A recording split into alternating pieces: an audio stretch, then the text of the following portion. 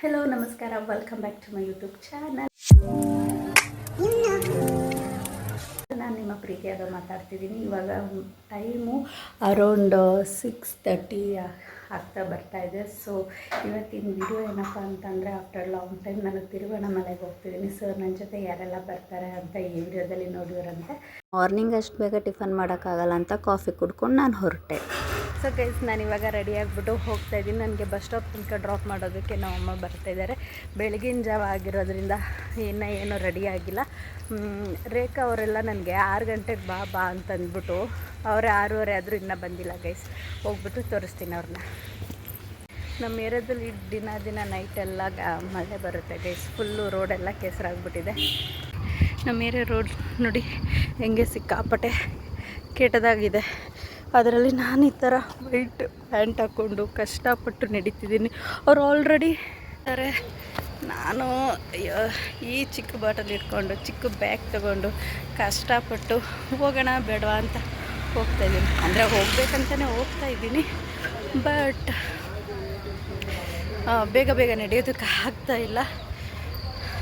ಇಷ್ಟೊತ್ತು ಅವ್ರು ಲೇಟ್ ಅಂತಿದ್ದೆ, ಈಗ ನಾನೇ ಲೇಟಾಗಿ ಹೋಗ್ತಾಯಿದ್ದೀನಿ.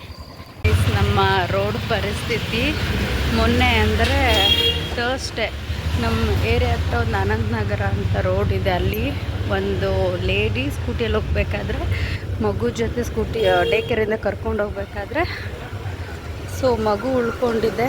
ಅವ್ರದ್ದು ಡೆತ್ ಆಗಿದೆ, ಯಾಕಂದರೆ ರೋಡ್ ಸರಿ ಇಲ್ದಿರ.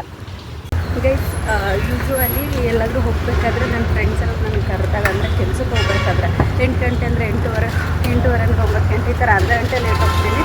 ಬಟ್ ಇವತ್ತು ನನ್ನ ಫ್ರೆಂಡ್ಸು 6 ಗಂಟೆ ಅಂದ್ಬಿಟ್ಟು 7 ಗಂಟೆಗೆ ಬಂದಿದ್ದಾರೆ.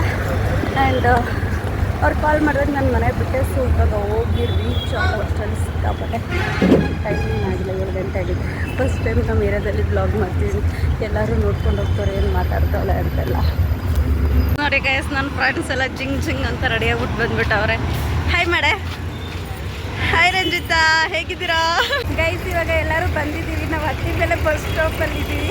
ಸೊ ಇವಾಗ ಇದು ಹೊಸರಿಗೆ ಹೋಗ್ಬಿಟ್ಟು ಇವ್ರು ಎಲ್ಲ ಹೇಳ್ಕೊಂಡು ಇವಾಗ ಹೊಸರು ಬಸ್ಸಲ್ಲಿ ಕೂತ್ಕೊಂಡಿದ್ದೀವಿ. ನೋಡಿ ಗೈಸ್, ರಂಜಿತಾ ರೇಖಾ ಮುಂದೆ ಕೂತ್ಕೊಂಡಿದ್ದಾಳೆ. ಆಮೇಲೆ ಹತ್ತಿಬೆಲೆಗೆ ಹೋಗ್ತಿದ್ದೆ. ಅಲ್ಲ, ಎಲ್ಲಿ ಹೋಗ್ತಿದ್ದೀವಿ? ಹೊಸರಿಗೆ ಹೋಗ್ತಿದ್ದೀವಿ ಹತ್ತಿಬೆಲೆಯಿಂದ. ಸೊ ಗೈಸ್, ನಾವು ಇವಾಗ ಹೊಸೂರು ಬಸ್ ಸ್ಟಾಪಲ್ಲಿ ಇದ್ದೀವಿ.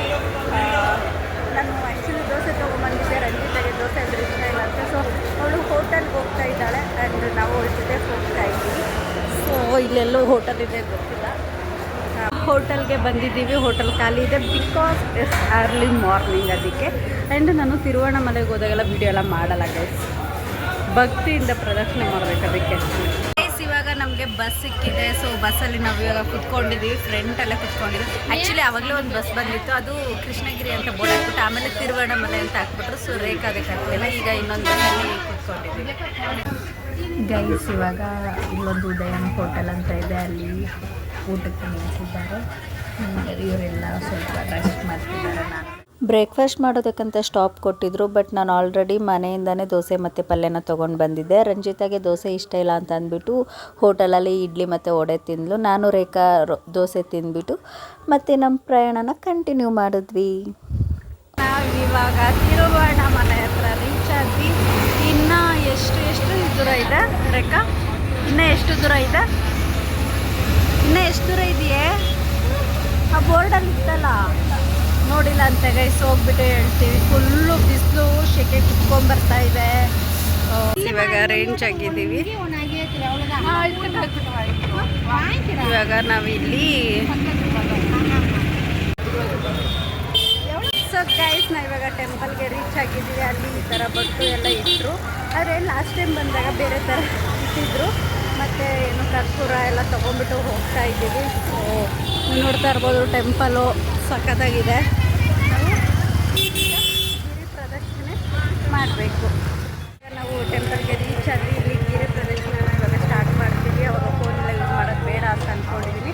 ಸೊ ಇವಾಗ ಅಲ್ಲಿ ಸ್ಲಿಪ್ಪರ್ ಬಿಟ್ಬಿಟ್ಟು ಹೋಗ್ತೀವಿ ಗೈಸ್. ಸೊ ಇವಾಗ ನಾವು ಸ್ಲಿಪ್ಪರ್ ಬಿಟ್ಬಿಟ್ಟು ಹೋದ್ವಿ. ಒಬ್ಬರಿಗೆ 10 ರೂಪೀಸ್ ತಗೊಂಡ್ರು. ಬ್ಯಾಗ್ ಬೇಕಾದ್ರೆ ಕೂಡ ಅಲ್ಲಿ ಇಡ್ಬೋದು. ಟೆಂಪಲ್ ಮುಂದೆ ತೆಂಗಿನಕಾಯಿ ಹೊಡೆದು ಕರ್ಪೂರ ಹಚ್ಚಿ ನಮ್ಮ ಇಷ್ಟಾರ್ಥಗಳು ಸಿದ್ಧಿ ಆಗ್ಲಿ ಅಂತ ಬೇಡ್ಕೊಂಡು ನಾವು ಗಿರಿ ಪ್ರದಕ್ಷಿಣೆನ ಸ್ಟಾರ್ಟ್ ಮಾಡಿದ್ವಿ. ಹೋಗ್ತಾ ರೋಡಲ್ಲಿ ರೂಟ್ ಮ್ಯಾಪ್ ಇರೋ ಬೋರ್ಡ್ನ ಕೂಡ ಮೆನ್ಷನ್ ಮಾಡಿರ್ತಾರೆ. ನಾವು 14 ಕಿಲೋಮೀಟರ್ ಪ್ರದಕ್ಷಿಣೆ ಮಾಡುವಂತಹ ಸಮಯದಲ್ಲಿ 9 ಲಿಂಗಗಳನ್ನ ದರ್ಶನ ಮಾಡಿಕೊಂಡು ನಾವು ಹೋಗಬೇಕು. ನಾವು ಸ್ಟಾರ್ಟ್ ಮಾಡಿದಂತಹ ಸಮಯ ಮಧ್ಯಾಹ್ನ 1:30 ಆಗಿತ್ತು. ತುಂಬಾನೇ ಬಿಸಿಲಿತ್ತು. ಹಾಗೆ ನಾವು ಮುಗಿಸಿದ್ದು ಸಂಜೆ 7:30 ಸಮಯದಲ್ಲಿ. ಹೋಗ್ತಾ ರೋಡಲ್ಲಿ ಕುಡಿಯುವ ನೀರಿನ ವ್ಯವಸ್ಥೆ, ಹಣ್ಣುಗಳು ಬೇಕಂದ್ರೆ ತಿನ್ಬೋದು, ಹೋಟೆಲಲ್ಲಿ ಊಟ ಮಾಡ್ಬೋದು, ಮತ್ತೆ ಕಾಲ್ ಮಸಾಜ್ ಮಾಡೋದಕ್ಕೆ ಎಲ್ಲಾ ರೀತಿಯಾದಂತಹ ವ್ಯವಸ್ಥೆ ಸಹ ಇಲ್ಲಿದೆ. ಪ್ರದಕ್ಷಿಣೆ ಮಾಡ್ಬೇಕಾದ್ರೆ ಮೋಕ್ಷ ಮಾರ್ಗಮ್ ಅಂತ ಒಂದು ಪ್ಲೇಸ್ ಸಹ ಸಿಗುತ್ತೆ. ಅಂದ್ರೆ ನಮ್ಗೆ ಮೋಕ್ಷ ಸಿಕ್ಕಿ ಹೊಸ ಜನ್ಮ ಸಿಕ್ಕ ಹಾಗೆ. ನೀವ್ಯಾರಾದ್ರೂ ತಿರುವಣ್ಣಾಮಲೈಗೆ ಹೋದ್ರೆ ಆ ಪ್ಲೇಸ್ ನ ತಪ್ಪದೆ ವಿಸಿಟ್ ಮಾಡಿ.